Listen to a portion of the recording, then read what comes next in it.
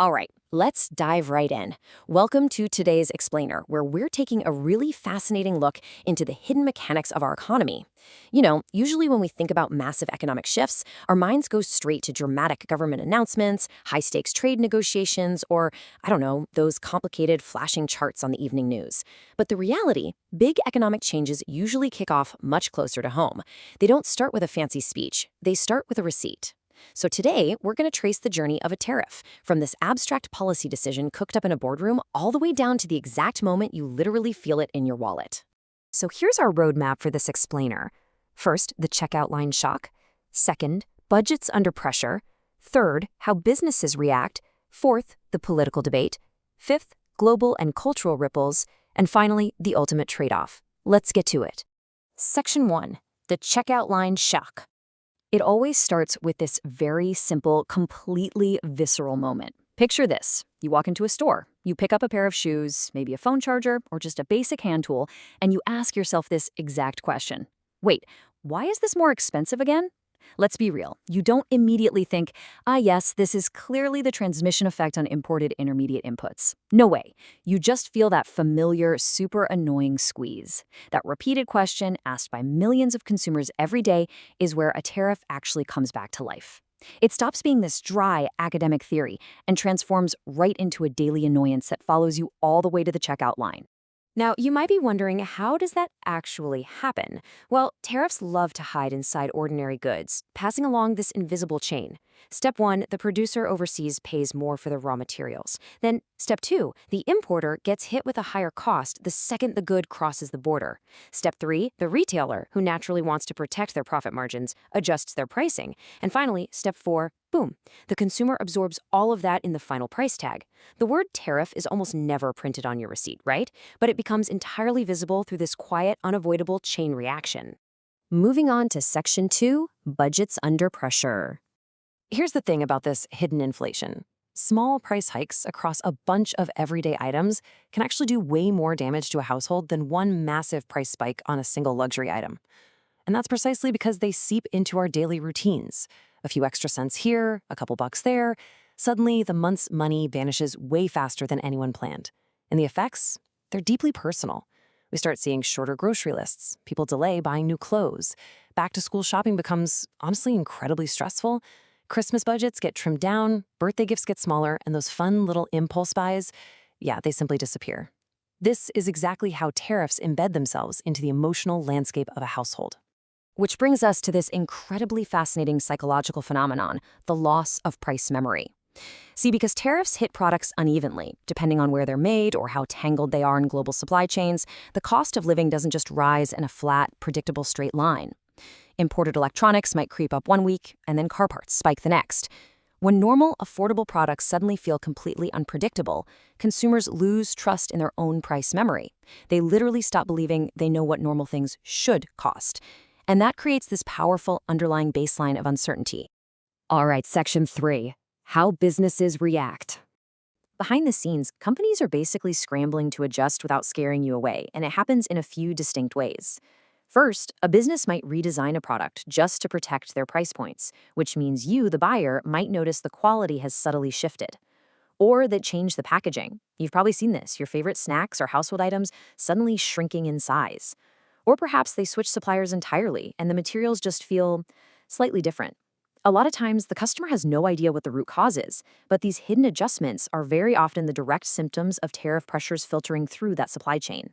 But here's the catch. Not all businesses can adapt equally. It's like a giant game of leverage. Big firms, they have the massive scale, dedicated teams, and bargaining power to just absorb or redirect these costs. Small businesses, on the other hand, are incredibly vulnerable. Your local hardware store relying on imported tools, or a family-owned distributor, they completely lack the volume, the capital, and the leverage to weather the storm. If they raise their prices, their loyal customers notice instantly. If they don't, their margins just evaporate, sometimes leading to total closures. So tariffs end up disproportionately squeezing the exact local businesses that our neighborhoods rely on the most. Okay, Section 4, the political debate.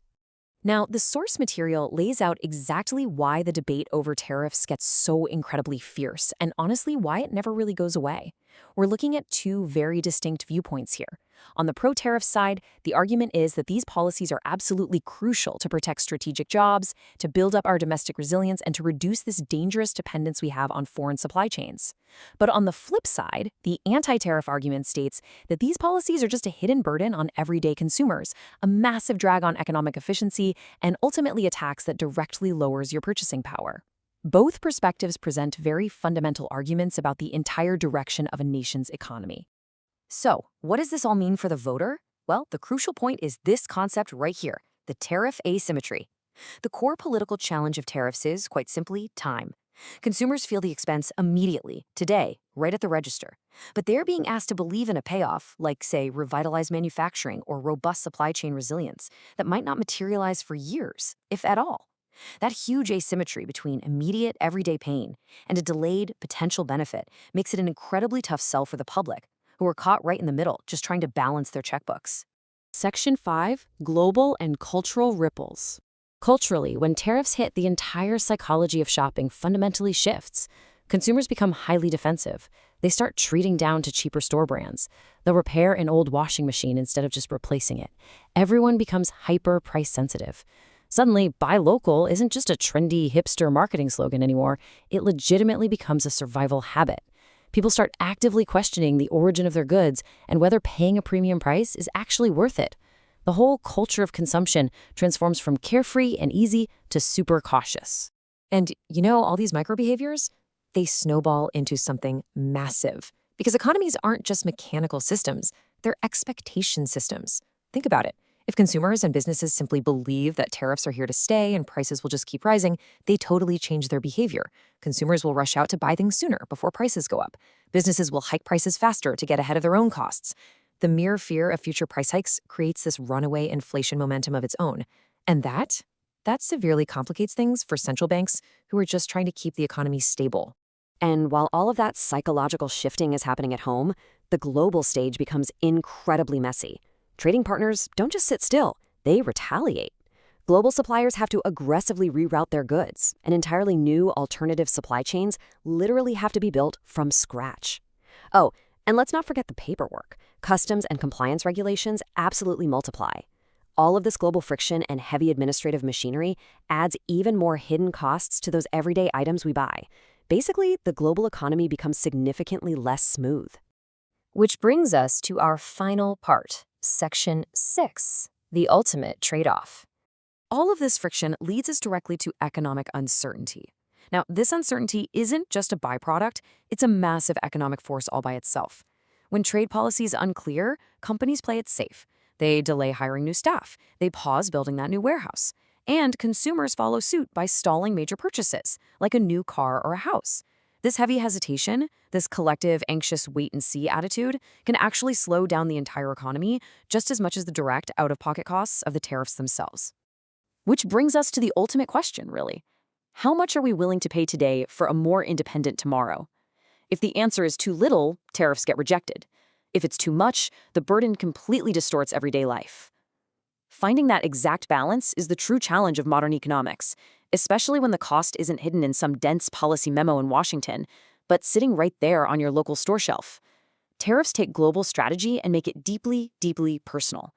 It's a wildly fascinating topic, and I really hope this explainer helped you see the massive, invisible machinery hiding behind your everyday receipts.